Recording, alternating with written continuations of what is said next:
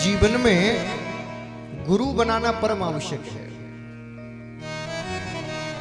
यदि आपने अपने जीवन में गुरु नहीं बनाए हैं तो समझ लीजिए कि बहुत बड़ा समय आपने व्यर्थ करवा दिया। क्योंकि संसार में स्वयं तुलसीदास जी ऐसा लिखते हैं कि भोलेनाथ भी यदि धरती पर आए तो बिना गुरु के वो तर नहीं सकते। बिना गुरु के भोलेनाथ का भी उद्धार नहीं हो सकता। बिन गुरु भवनित तरह न कोई, जो विरंच शंकर सम होई। यदि भोलेनाथ भी धरती पर आए तो बिना गुरु के तर नहीं सकते। और आप देखिए राम जी आए, राम जी ने गुरु बनाए, कृष्ण आए, कृष्ण ने गुरु बनाए, लेकिन हम तो स्वयंभू बने बैठे हैं महाराज। किसी से कहो ना, बोले गुरु को नहीं बनाते, बोले मुझे कोई मिलता ही नहीं गुरु, मेरी टक्कर का गुरु होना चाहिए। और आजकल तो गजब की बात है भैया, लोग पता है क्या देखते हैं, बोले हम ऐसे को गुरु बनाएंगे कि बोले वृंदावन में जाएं तो यहीं से फोन लगा दें, महाराज जी हम आ रहे हैं, रूम तैयार रखिए। ऐसे गुरु को बनाएंगे कि महाराज जी रूम भी तैयार रखें, भोजन की व्यवस्था भी रखें, हो सके तो महाराज स्टेशन पर ही गाड़ी भेज दे, चला आ रहा है हमारा। अरे जो खुद माया में फंसा हुआ है तुमको कैसे निकालेगा बताइए। आजकल तो एक ट्रेंड चल गया है, जिस संत के आगे पीछे 4-4, 5-5 गाड़ी ना हो तो वो संत ही नहीं माना जाता। हाँ हाँ, कोई सच्चा सिद्ध साधक बेचारा लगोटी पहन के आ जाए तो कहते तो बाबा है, बाबा है, किसी मतलब का नहीं। और महाराज कोई बढ़िया सा 4-5 चेले साथ में और 10-20 माला डाल के, और गाड़ी के ऊपर डली है 50-60 माला, 4 गाड़ी आगे 4 पीछे, और फिर तो दूर से डंडोत हो जाती है। बड़े बड़े सेठ, ऐसा लगता है कि आज ही भगवान आ गए क्या। जो अपने पिता को प्रणाम नहीं करते वो महाराज के चरणों में साष्टांग डंडोत। संत का अर्थ ये नहीं है।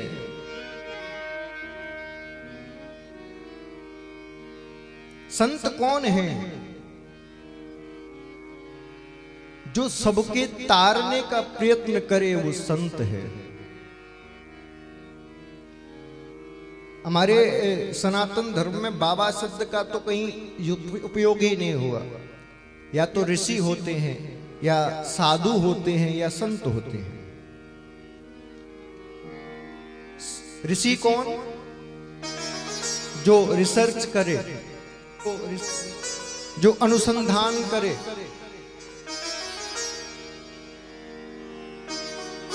आज के जिनको आप वैज्ञानिक कहते हो उनको ही प्राचीन भाषा में ऋषि कहा जाता है। हमारे ऋषियों ने ही तो ये इतने मंत्रों की रचना की। हमारे ऋषियों ने ही तो दिव्य अस्त्र और शस्त्रों की रचना की। उनको ऋषि कहा जाता है। दूसरे होते हैं साधु, जो हमेशा हरदम साधना में रत रहे, वो साधु है। एक बात और बताऊं आपको, आपने देखा होगा प्राचीन जितने भी संत हुए हैं उन सबके दाढ़ी और बाल खूब बड़े बड़े होते थे। कभी आपने प्रयत्न किया ये जानने का कि साधुओं के दाढ़ी बाल बड़े क्यों होते थे? बंधुओं, साधु अपनी साधना में इतने व्यस्त होते थे, इतने व्यस्त होते थे कि उनको अपने तन की सुध ही नहीं होती थी। उन पर इतना समय ही नहीं होता था कि वो अपनी दाढ़ी और बाल कटवा सके, इसलिए उनके दाढ़ी बाल बड़े हो जाते थे।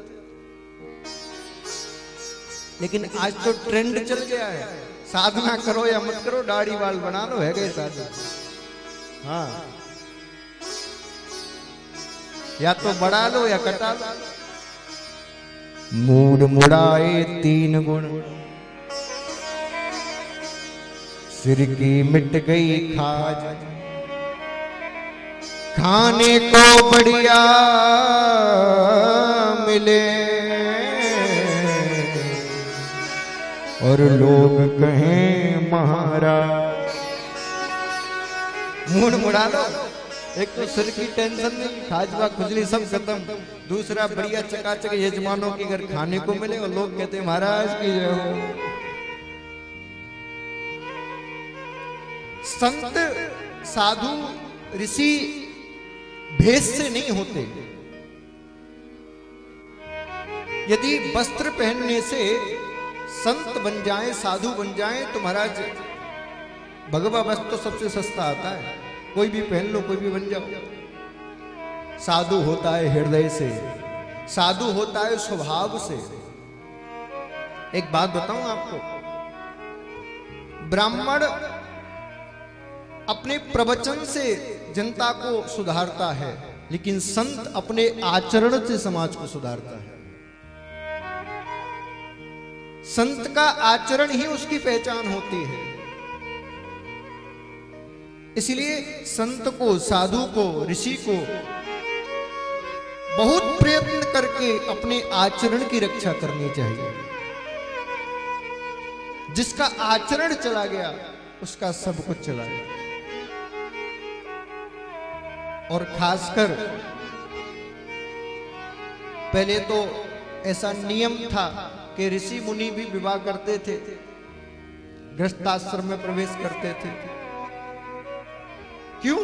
क्योंकि वो जानते थे गृहस्थाश्रम सबसे बड़ा आश्रम है, और इस समाज में रहते हुए बिना गृहस्थाश्रम में प्रवेश किए अपनी इंद्रियों पर संयम करना बड़ा कठिन है।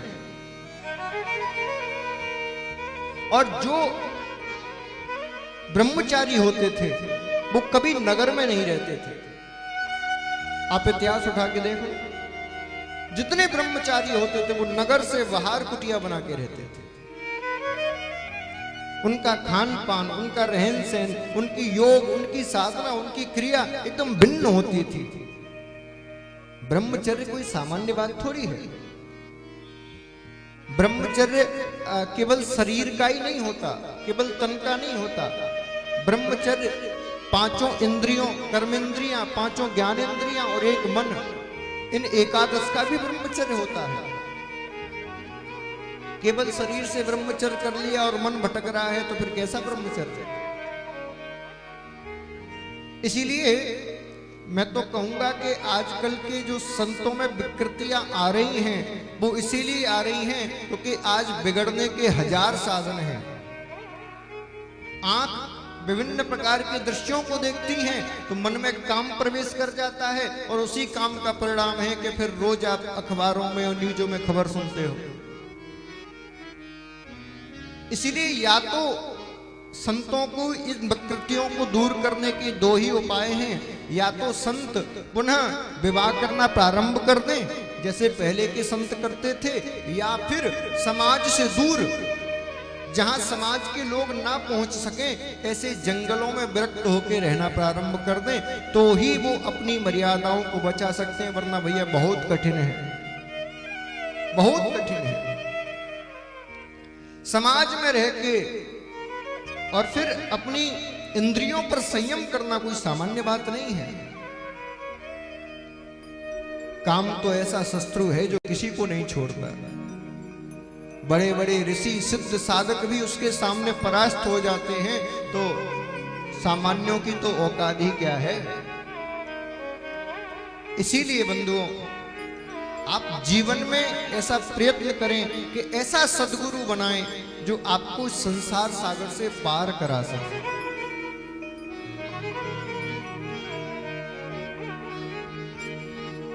शास्त्र कहता है पानी पियो छान के, गुरु बनाओ जान के। जितनी जान पड़ताल करनी है गुरु बनाने से पहले ही कर दो। एक बार गुरु बना लिया तो फिर उसमें कोई कमी मत देखो, फिर जैसा भी है उसको स्वीकार कर। एक बार गुरु बना लिया। लेकिन एक बात अवश्य याद रखना, गुरु कौन होना चाहिए? तो सबसे पहले तो कहा कि संपूर्ण संसार का यदि कोई गुरु है तो वो केवल और केवल ब्राह्मण है।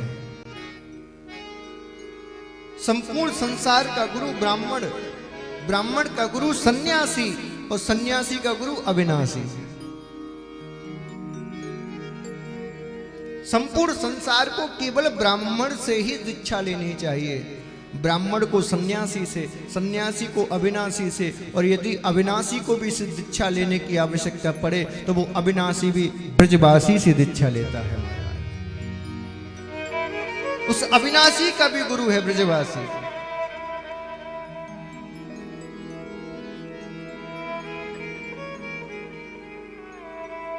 जब मीराबाई गुरु मंत्र नहीं दिया था, गुरु से दीक्षा नहीं लेती, तो मीराबाई गली गली में गाती फिरती थी, गहरा सागर नाब पुरानी, कैसे लगेगी नैया पार मेरे राम जी। इतना बड़ा गहरा सागर है और ये जीवन रूपी नाव पुरानी है, आखिर ये पार कैसे लगेगी। लेकिन जैसे ही गुरु से दीक्षा ली है, मंत्र लिया है, आज मीरा के शब्द बदल गए और मीरा कह रही है, मोहे लागी लगन गुरु चरण की, मोहे लागी लगन गुरु चरण की, मोहे लागी लगन गुरु चरण की, मोहे लागी लगन गुरु चरण की, चरण की गुरु चरण की, चरण की गुरु चरण की, चरण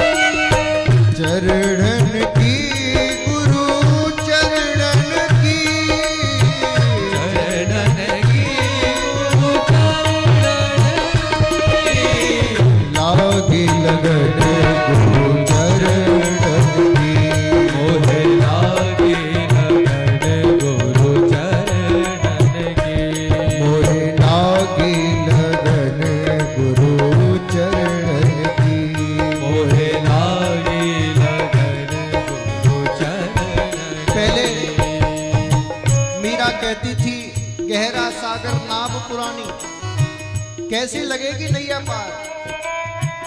लेकिन जैसे ही गुरु से मंत्र लिया है, आज मीरा कह रही है, मीरा के शब्दों में परिवर्तन आ गया और कहने लगी, भव सागर अब सूख गयो है, भव सागर सूख गयो है। मीरा कहती है, अब तो मुझे भवसागर दिखता ही नहीं। जैसे ही गुरु से मंत्र लिया, सारा भवसागर सूखा सूखा लगता है। भवसागर अब सूख गयो है, भवसागर अब सूख गयो है, फिकर नहीं मोहे तरनन की, फिकर नहीं मोहे तरनन की, फिकर नहीं मोहे तरनन की, फिकर नहीं मोहे तरनन की, मोहे लागी लगन गुरु चरण की, मोहे लागी लगन गुरु चरण। जरा दोनों हाथ उठा के गाइए, हरि बोल।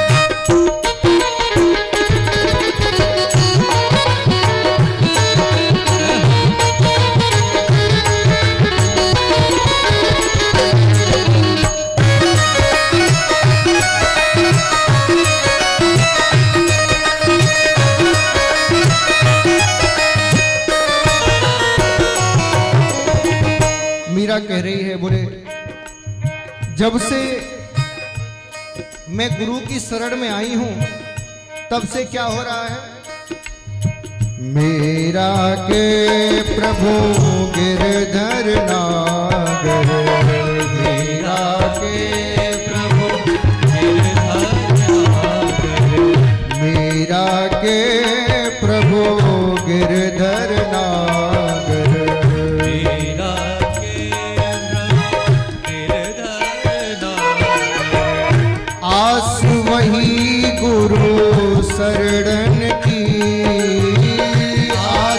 वही गुरु शरणन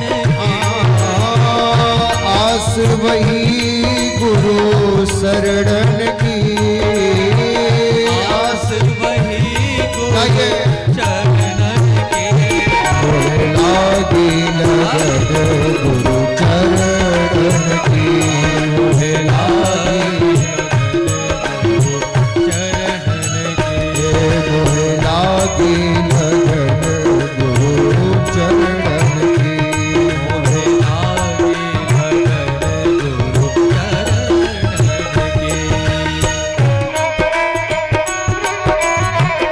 सद्गुरुदेव भगवान की जय हो।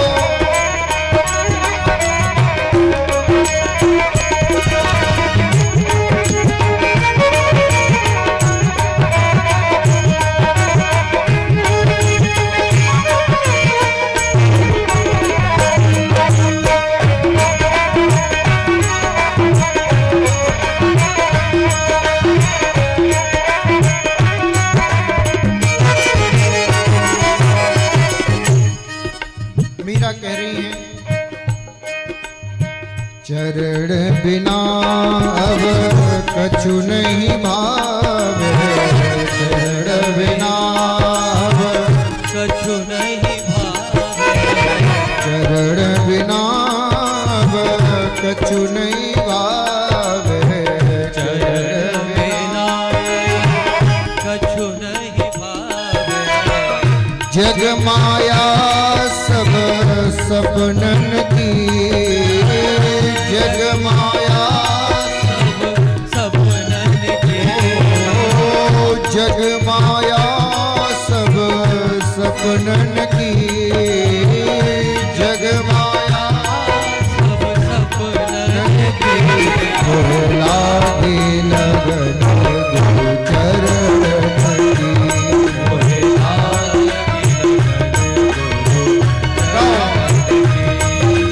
जय गुरुदेव बोलो जय गुरुदेव जय गुरुदेव बोलो जय गुरुदेव जय गुरुदेव बोलो जय गुरुदेव जय गुरुदेव बोलो जय गुरुदेव जय गुरुदेव बोलो जय गुरुदेव जय गुरुदेव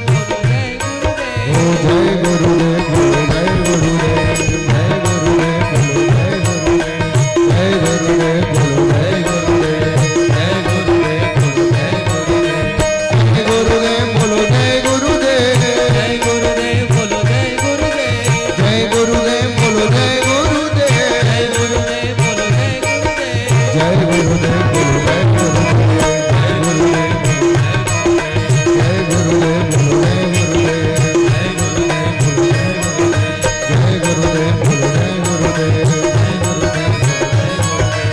जय गुरुदेव बोलो जय गुरुदेव जय गुरुदेव बोलो जय गुरुदेव जय गुरुदेव बोलो जय